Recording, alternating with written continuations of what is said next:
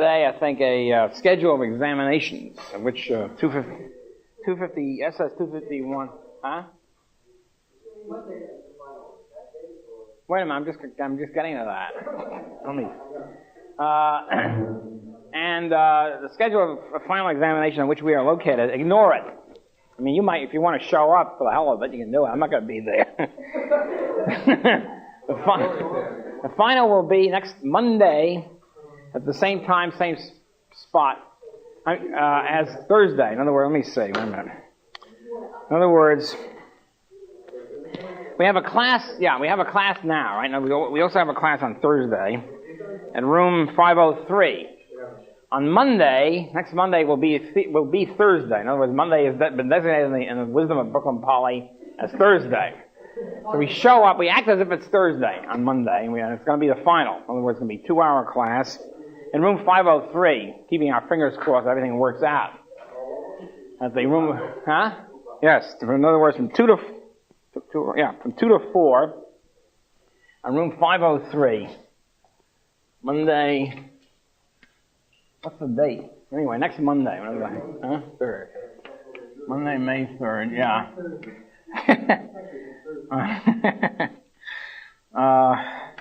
2 to 4 p.m. Room 503. Well, we're still in the labor market. We finished the union question and are now dealing with population. In other words, one of the things, of course, that determines the labor supply, or the stock of labor, is how many people there are.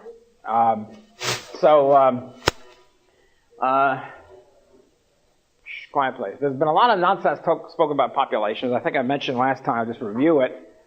In the old days, that means the history of Western civilization, let's say, it was considered the more people, the better. In other words, higher population was considered a test of whether the society is doing well. So the idea was to have increased population. Also, of course, the ruling classes of the time, the feudal lords and the privileged merchants and the kings, etc., wanted more people to have more cannon fodder, more people to march against Burgundy or whoever the enemy is around the hill.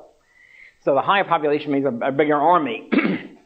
Then, as I think I mentioned in the early 19th century, late 18th, actually 1798 to 1820 period, the Reverend Thomas Robert Malthus, famous English Anglican churchman and economist, wrote his famous essay on population, giving rise to the theory called Malthusianism, essay on population.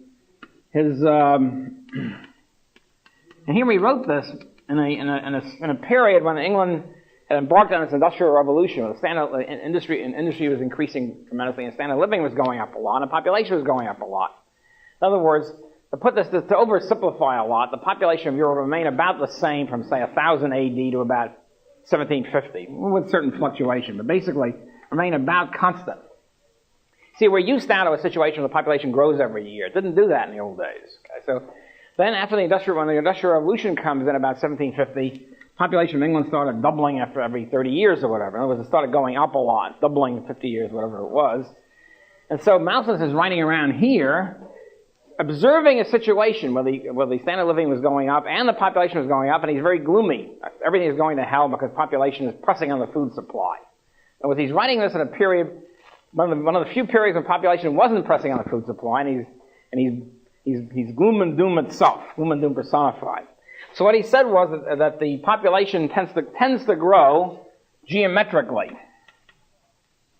What he meant by that is that everybody's got, every 2 people have 4 kids, and then this person has 4 kids, whatever, so it sort of grows exponentially or whatever over years. You have a tremendous increase in population, something like fruit flies. You give fruit flies their head, and they quadruple every couple of hours or whatever. It's not done at that rate. But the idea is that people are sort of like animals or by fruit flies or whatever, they keep multiplying all the time. On the other hand, the food supply increases arithmetically. In other words, it only goes up a certain amount each year.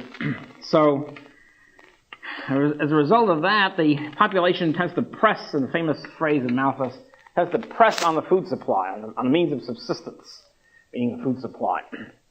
So, population is always pressing on the means of subsistence, and this causes the wage rate always to be around subsistence level. In other words, just about enough to keep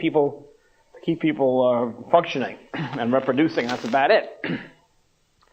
So in other words, the standard of living can never go up for any length of time because people breed faster, and and it presses the population right down again. So you have, in other words, that this is the supply, this is wage rates in real terms, now real wage rates, meaning correctly for inflation or in price level changes. If demand for labor goes up a little bit, let's say, and wage rates go up, very soon population will breed up until you're down again to the subsistence level. Ricardo then adopts this. Smith really adopts it more or less. Ricardo adopts it, and this gets into classical economics. And Karl Marx adopted it. See, what you have is basically the so-called iron law of wages, where wages are always pressing on the means of subsistence. People are always on the brink of starvation. In other words, because if they get a little bit more affluent, they breed more kids right away, and you're back down at the semi-starvation level. Population is then kept in check by various what Malthus calls checks. In other words, people are breeding like rabbits, and the population is kept down by famine, okay, by disease, which is quite similar, and by war, where people are quarreling over the last piece of bread left or whatever. So war, famine, and disease then keep down the population. Keep the population level from going over the edge. Actually, it goes over the edge and comes back again, so to speak.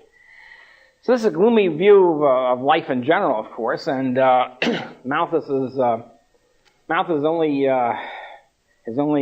remedy for all this was what was known euphemistically as late marriages. In other words, abstinence and late marriages, so that you keep down the population level. As one might expect, there wasn't any mass adoption of this doctrine, in practice at least. So people might be Malthusian in theory, but in practice they didn't really follow this. The neo-Malthusians, who have more or less the same view as Malthus, except don't have his religious outlook, are of course in favor of birth control as a method rather than abstinence. Method of keeping down the population. But the focus is more or less the same without the arithmetic geometric stuff. Basically, the idea being that the population keeps breeding, multiplying, etc., and you have to have voluntary restraint of some sort, or even compulsory restraint, to keep down the population. Oddly enough, by around the 1920s and 1930s, population growth was going down. As a matter of fact, to the extent that population in France, I think, was actually going down over the years. At this point, the population in Europe was leveling off and even going down after a couple hundred years or 150. Yeah. Isn't that during World War? Yeah, that certainly that helped. World War I helped to reduce. Yes, it helped to decrease the population a lot. No question about it. In the Christmas Carol, Charles Dickens' Scrooge. You ever watched that on television or read it? Scrooge is the epitome of the Malthusian classical economist and work. And anytime they ask Scrooge to give $1 to the poor or something, no, he said we have to reduce the surplus population.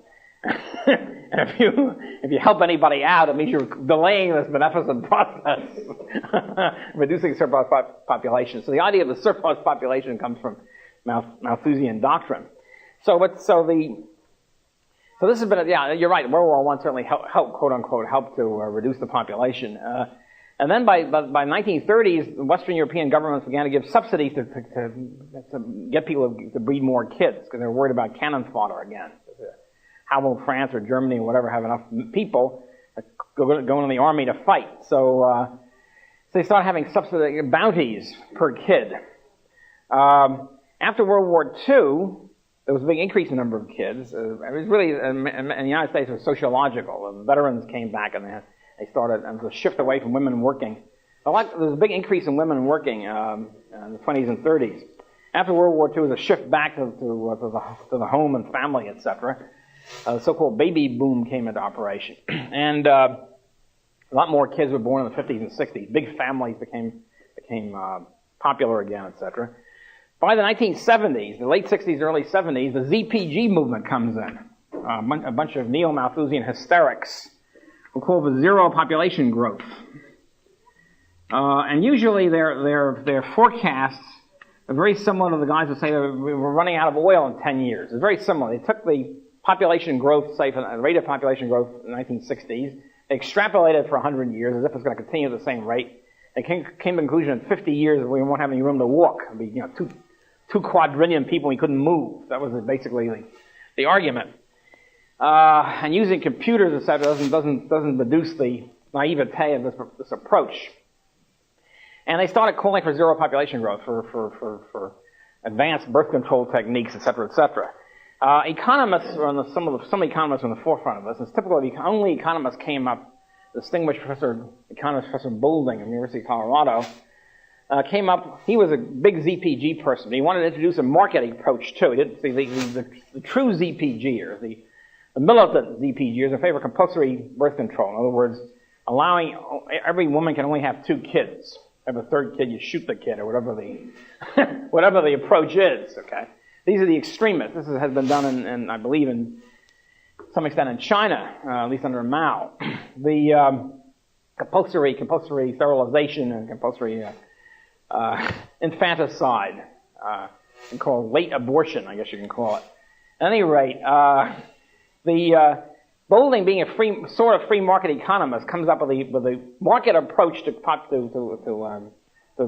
two people for every woman, 2 kids for every woman. His approach is this: we shouldn't say every woman should have only 2 kids. That's sort of tyrannical, sort of despotic, sort of totalitarian. What we should do is this: every woman is conferred the right at the age, whatever age of 10 or something, you give each female the right to have 2 kids. This right, however, is negotiable on the market. So that if you want to have 3 kids, you have to buy the right from some woman that doesn't want 2 kids, wants to have 1 or 0 kids. Okay? So you have a free market, quote-unquote free market, and baby rights. And this way you pay and you get a market price. The baby right is then determined by supply and demand, like taxi medallions are. We'll get into that today or Thursday. Is determined then by supply and demand. Only an economist could come up with this nonsense. And it's true that it'd be better from a libertarian perspective to have a free market and baby rights to have two kids for every female. It's still totalitarian, however. It's only the icing on the cake. At any rate, the ZPG hysteria reached its maximum around I would say the early 1970s, just at the point when population growth began to decline. In other words, this is typical of what happens in social trends. Hysteria about a certain problem usually reaches its maximum just after the problem is being eliminated. So when the 1970 census came out, it takes about 2 or 3 years to process the census. They discovered, by God, and lo and behold, population growth really declined severely during the 1960s and reached a point where ZPG will arrive in, 20, 30 years or whatever. As a result of this discovery, the ZPG hysteria has more or less died out in the last 10 years. It might always come back again. These things happen in fashions. So it's something like hemlines or whatever. Every 10 years is a different shtick here. But at any rate, and they're now getting to the point, now that we have more or less, we're getting to the point of ZPG, we're getting to the point of declining population growth. These same people were complaining about the no standing room, you have to have compulsory birth control or whatever, and I was saying, Jesus, there's a lot of problems with slower population growth. It means the population gets older every year, and indeed it does. In other words, if you cut down the rate of population growth, this is the so-called population pyramid. You have, if this is the number of people from 0 to 10 and 10 to 20, and it's 60 to 80 or something, and the width is the number of people. This is the age bracket. If you cut down, if you have a high population growth, it means you have a big base of the pyramid and a small top. If you cut down population growth, of course, the average age is going to get older, obviously. So all of a sudden, these same jerks are now saying, geez, it means the average age is getting older. It means we have more old people to support. How are we going to support? We have to shoot the old people now. Before we shot the kids, now we have to shoot the old people. That's the latest problem on the horizon. At any rate, and also the mayors of different cities kept saying, no, there must be more people. In other words, they had a census every 10 years of the census. The census says, 3.2 million people in a certain city. The mayor says, no, it's got to be 3.8 million because they get federal aid per person. So every mayor of every city is constantly scouring, beating the bushes, calling for a recount, demanding more people. And these same people 10 years ago were calling for, compulsory birth control, more or less, or something like it. At any rate, the major point here is the whole population problem is overblown. It's not really much of a problem, and let's see why. One of the best ways to look at it is a concept called the optimum population point. The word optimum is a bad one. It implies that it's somehow the best population, but it's not supposed to mean that. But anyway, it's a useful way of looking at it. If you have a diagram on the y-axis is standard of living or output per person, in other words, productivity or output of goods and goods per person. Now, obviously, you can't really measure it, but in some vague way, you can understand it can be more or less. If output per person is on the y-axis and number of people is on the x-axis, and again, if you got no people, if the whole world was wiped out by, let's say I had a neutron bomb, a giant neutron bomb wiped out. A neutron bomb, of course, is one which is beloved by most establishment think tank types. It kills only people. It doesn't destroy any property. It only kills people. It makes it good. I could never figure out why exactly. But anyway, this is at any rate, if you have no people, if the whole world were wiped out by one giant plague, there'd still be the factories and the land and the natural resources. There won't be no people, therefore there'll be no production. So again, you start at the point of origin. Okay? 0 people, 0 production. At any given time, in other words, given the capital investment and given the technological knowledge at any given moment, you have something like this. As you add one more person, you get some production, etc. So you get to the point, an output per person, where it reaches a peak as you get more and more people, and finally turns downward. This is, in a sense, average productivity. Remember, the average physical productivity. Overall average physical productivity can never get negative. You can't have minus production. But if you keep adding people with a fixed amount of capital goods and resources, land, and technological knowledge, will start turning down. So this is essentially of the average productivity curves. Okay.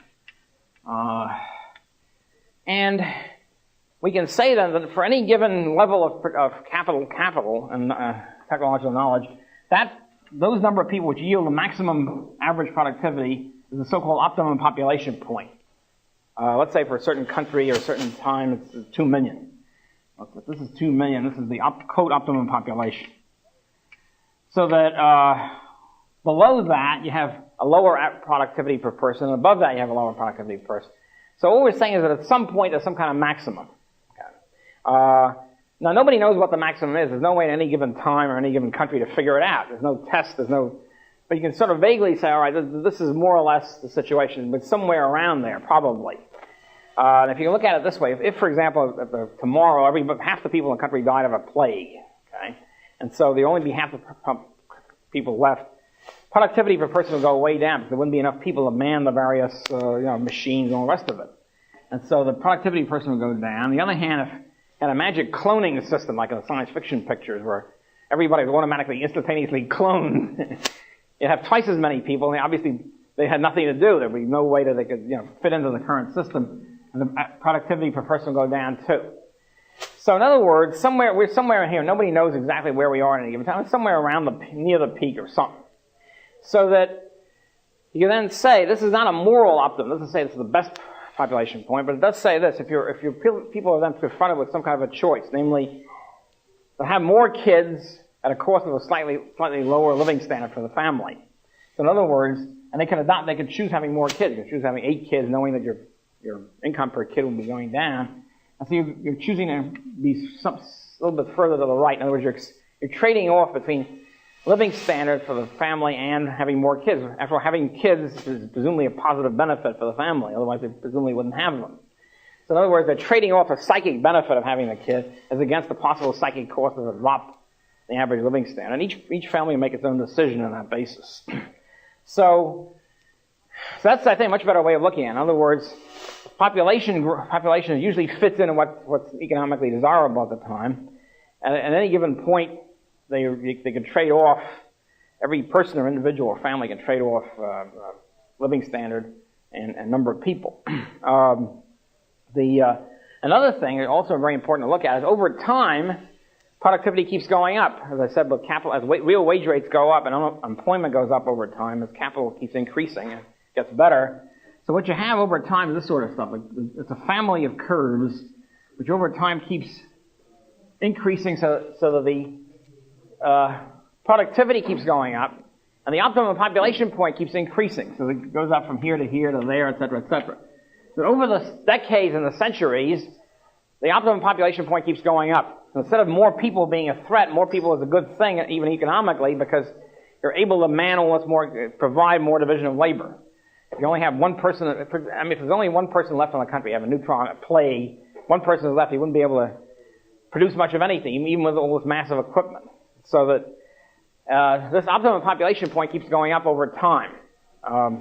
When Columbus discovered America, there were nobody knows exactly how many Indians there were here. There was somewhere, say a few million, say 5 million, something like that.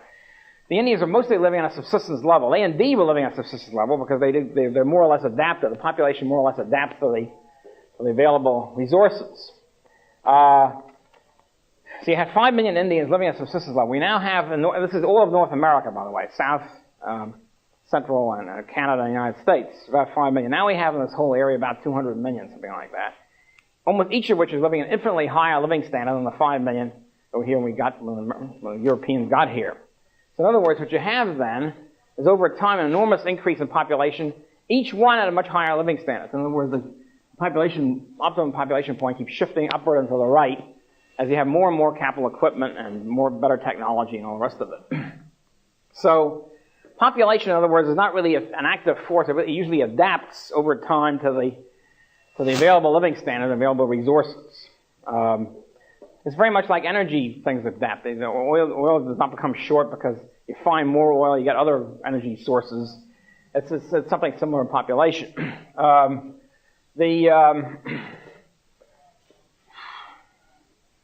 But usually, what's happened in population growth in the underdeveloped countries, or developing countries, whatever you want to call them, third world countries, there's been a fashion in this too. In the time I've been teaching economics, third world countries were originally called backward countries.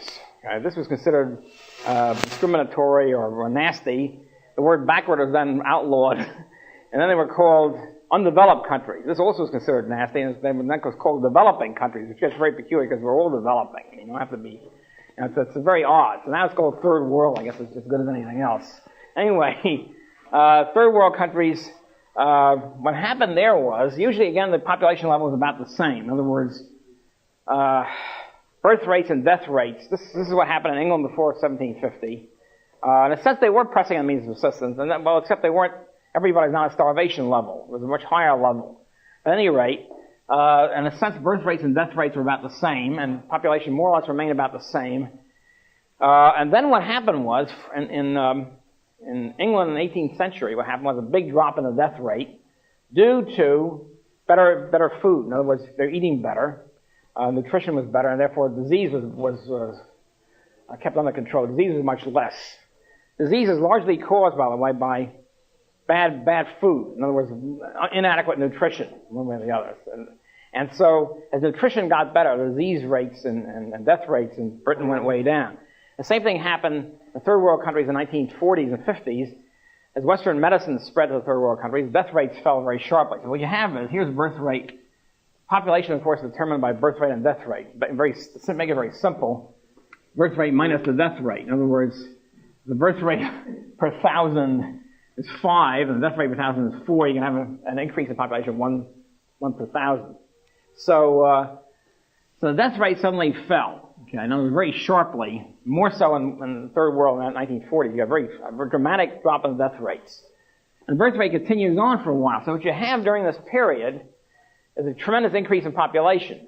And there are studies in Barbados and West Indies, Barbados and Jamaica, etc., where you can see that happening as the death rate falls in the 40s and 50s and birth rate remains the same. Big population increase. And most people think that all of a sudden people breed faster. There's a tremendous increase in births. That's not the way it works. The birth rate remains about the same, just as the death rate falls, and so population goes up. And then what happens after 20, 30, 40 years, after a transition period, people get used to a higher living standard, the birth rate usually falls proportionately, so you wind up somewhere like here, back to an equilibrium level, so to speak, with people then voluntarily cutting their births in order to enjoy a higher living standard for the family. And this is what happened in England in the 19th century, and what's happening now in third world countries. It's already beginning to happen. This process.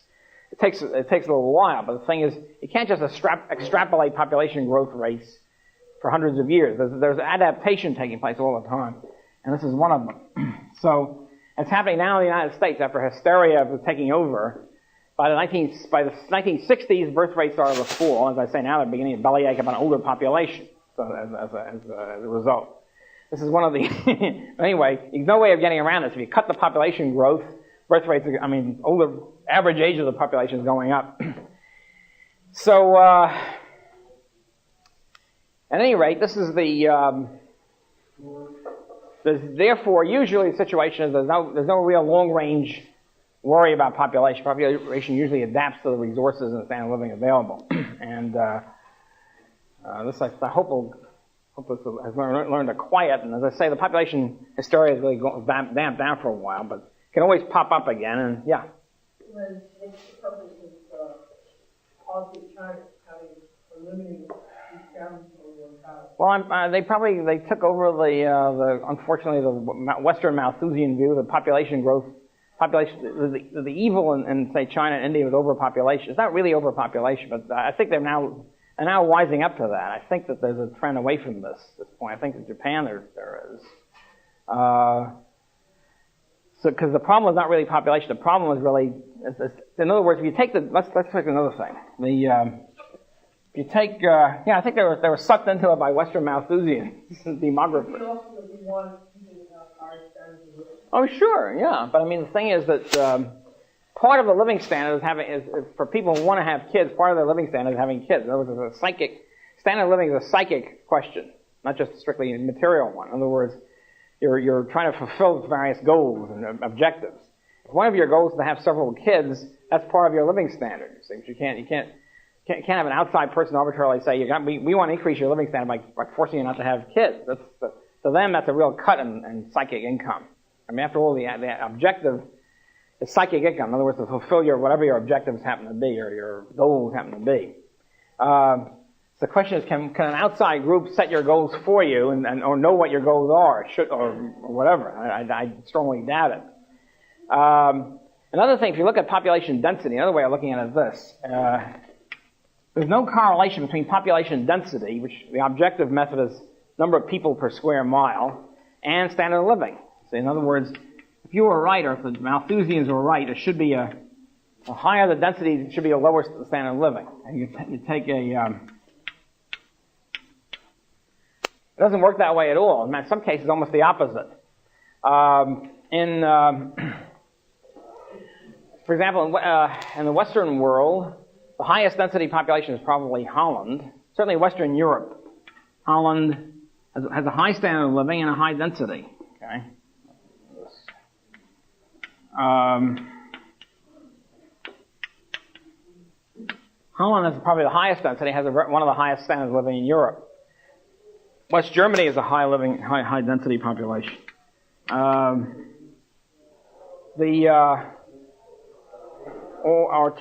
United States has a much lower density population than West Europe. On the other hand, has a higher density population than a lot of other countries. It's somewhere in the middle of density. Switzerland has a high density population, has a very high standard of living. As a matter of fact, you can tell the difference if you ever visit both the Alps and the Rockies. It's very instructive. If you look at population density, the Alps magnificently high. I like high density, at least up to a certain point, personally. And if you live in Manhattan, you have to like high density anyway. In Switzerland, you go in the Alps, every Alp is tilled, cultivated, there's a cabin everywhere, the cows are up the slopes. It's great. You go to the Rockies, there's no people. Not only there's no people, if you drive across the country when we get to Nebraska, from Nebraska until the border of California, it's like 2,000 miles, it's zipped, there's nothing there. No people, no houses, no trees, no nothing. And I often want to suggest that for the ZPG people who are worried about high population growth in the United States, all you have to do is to parachute them in Arizona and Wyoming, let them fend for themselves for a while. There's nothing out there. Zip! Even in California, except for selected sectors, it's very low density population. And again, you have in Asia, probably the highest density is in Hong Kong, enormous density, extremely high standard of living for Asia. We have, okay. Those of you who have been to Hong Kong, I mean, it makes Manhattan look like Wyoming. Let's face it. Any time of the day and night, you go out at 4 in the morning, there's thousands of people bumping into you. There's up the mountain slopes, there's apartment houses up to the peak of every mountain. There's rows and rows of apartment houses. Fantastic. There's only about 40 private homes, I think, in all of Hong Kong, old British colonial types. And that's it. So it's, Japan has very high density and very high population, very high living standard. And also, some of the poorest areas in the world are low density. Africa, which is very low standard of living, is usually very low density. See, the problem in Africa is there's not much there are resources, but there's no capital investment. So even though there are very few people, they're starving. In other words, what you have is a low, and mostly in Africa, is population density is very low, and standard of living is very low. In many parts of South America, also, South America has low density and low standard of living. Okay? The Brazilian interior, low standard of living, and people there are all starving and low density. So what you have over the world is a high increase of income, increase of capital investment will attract more people. People then move from where they're starving to the areas where there's more opportunity, like the United States in the 19th century or now. So the population flows to where if it can flow, if it's permitted by migration barriers, flows to where there's more opportunity and higher living standards. And Singapore is very high density and high standard of living. Families and by the people involved, because the kids, or if they weren't working in the factories, they were starving. I mean, literally. So that it's considered better to have an 8-year-old working in a cotton spinning, etc., than for the 8-year-old to die out. It's considered better by the kid himself and by the family. It's only outside intellectuals who didn't know what was going on, sociologists, journalists, etc., who got the thing all screwed up. They never went to the rural areas. And this is one of the problems, by the way, with third world economists. I mean, American economists who go to third world countries, at least until quite recently, would never go to the rural areas. They just sit there in the capital city and get the government air-conditioned clubs and get the government handouts. The government officials never went to rural areas either. They didn't want to schlep up there in the jungles. So the misperception of what was going on is enormous. And at any rate, so this is pretty clear that there's no correlation between population density and standard of living. And so that the focus on the population as being the key element, I think, misconceives the problem. In the West Indies, historically, when new entrepreneurial type groups come in, like Chinese and Lebanese, emigrate to the West Indies, the result with no capital. They just come in there and they start being entrepreneurs and saving and investing, etc. They wind up creating more jobs and more employment and better working conditions than without them. So you have an increased population and a higher standard of living as a result of the increased population. This often happens. And the Chinese, mostly in the rest of Asia, perform the same entrepreneurial role. Anyway, but I think you'll now find the new trends in China. I think they're getting away from this compulsory birth control. Birth control. Birth control. Birth control.